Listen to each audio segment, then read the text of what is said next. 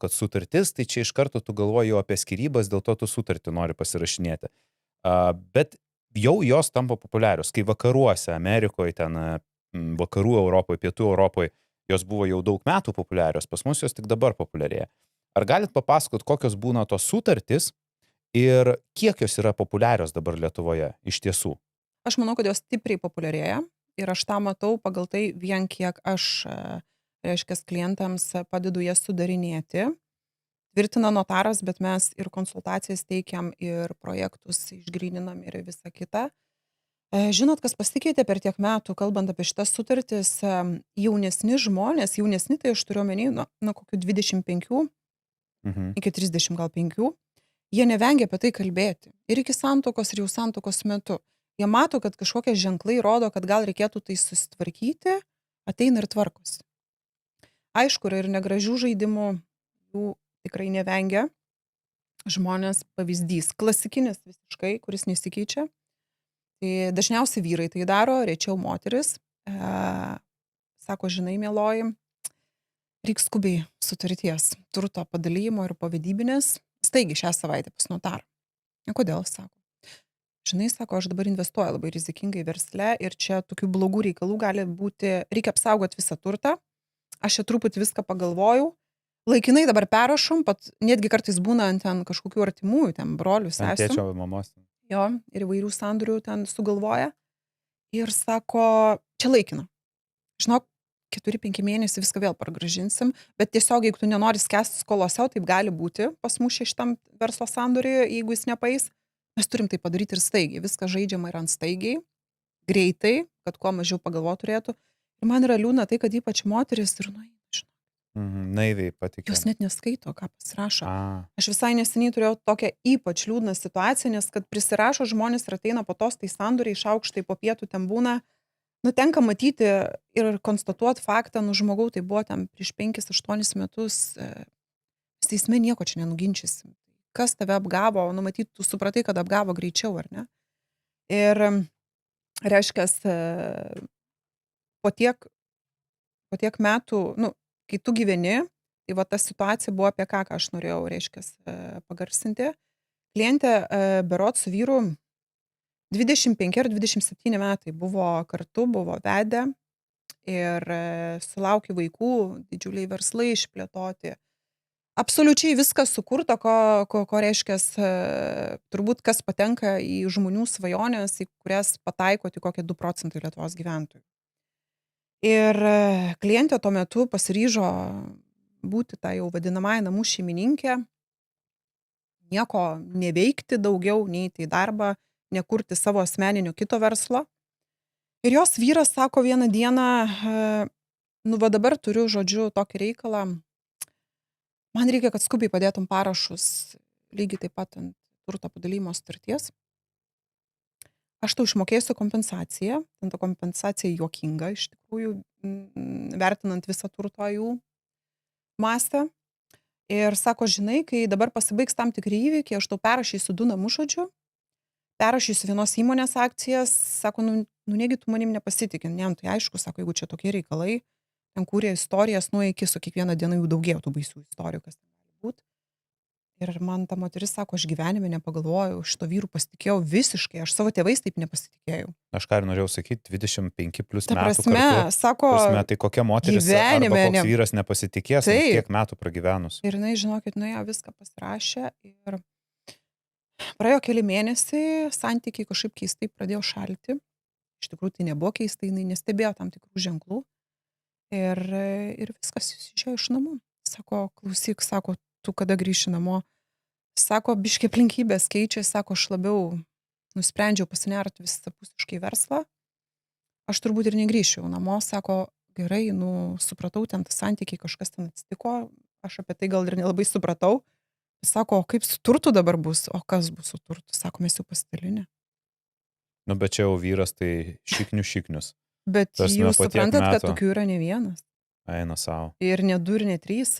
Ir yra kai kurių moterų, kurios lygiai taip pat padaro.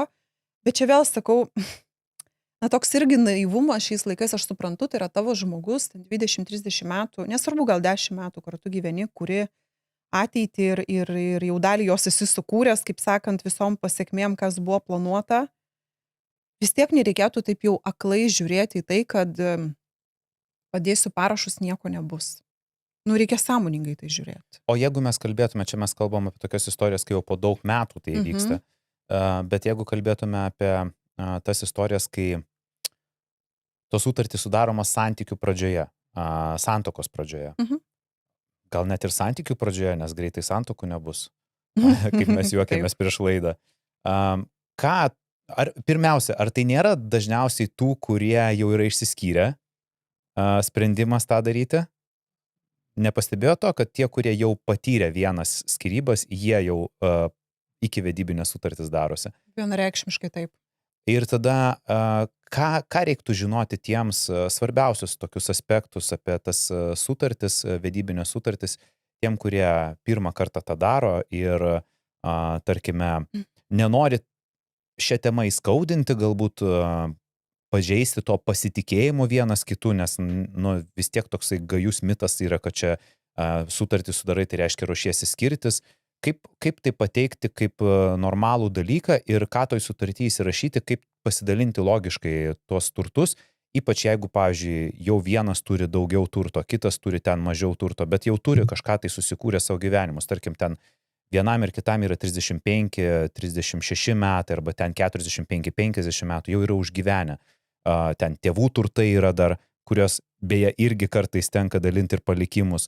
Tai vat kaip tuos dalykus apsaugo? Ką čia svarbu žinoti? Visų pirma, reikia labai aiškiai suvokti ir susitarti, ar kitam asmeniu, ar tavo partneriui yra priimtina šitas sutartis. Nes dėja labai nemaža dalis atvejų yra apie tai, kai klientės ypatingai, ir klientai ateina į konsultaciją likus savaitę ir 2 iki vestuvių, sako, man liepia pasirašyti sutartį, nes kitaip vestuvių nebebus.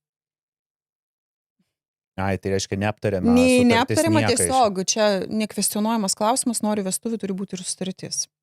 Tai čia vienas momentas. Antras, reiktų labai iš pradžių įsitikinti ir išsiaiškinti nuodugniai, kaip žmogus įsivaizduoja bendrą finansų valdymą.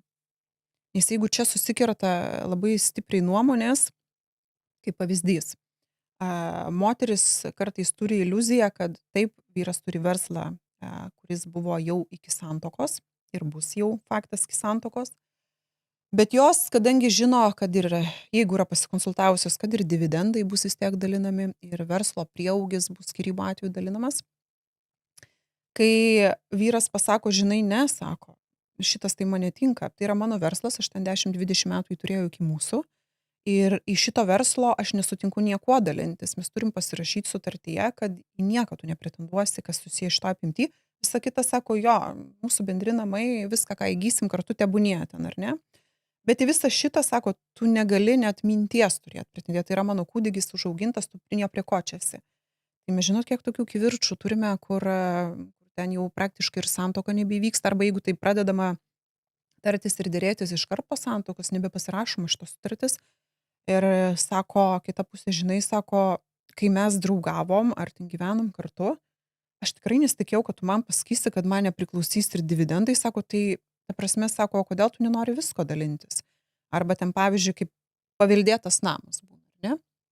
Taip, tai yra asmeninė nuosavybė, sako, aš esu jį paveldėjęs, bet žinai, sako, mes jeigu kažką, nežinau, įrenginėsime, rekonstruosime, sako, kadangi tai bus iš mano pinigų, kuriuos aš irgi esu paveldėjęs, būk miela pasirašyk, kad tu į tai jų nepretenduoji.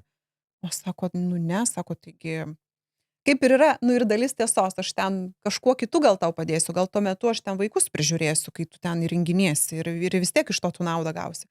Ir vėl mes sustojam ties ta vieta, įvyksta didžiuliai konfliktai ir niekas nesutinka nieko. Smagu, kad pažiūrėti šį trumpą klipą iki pat pabaigos. Todėl kviečiu visus pažiūrėti pilną epizodą štai čia arba ieškokite nuorodos aprašyme. Iki.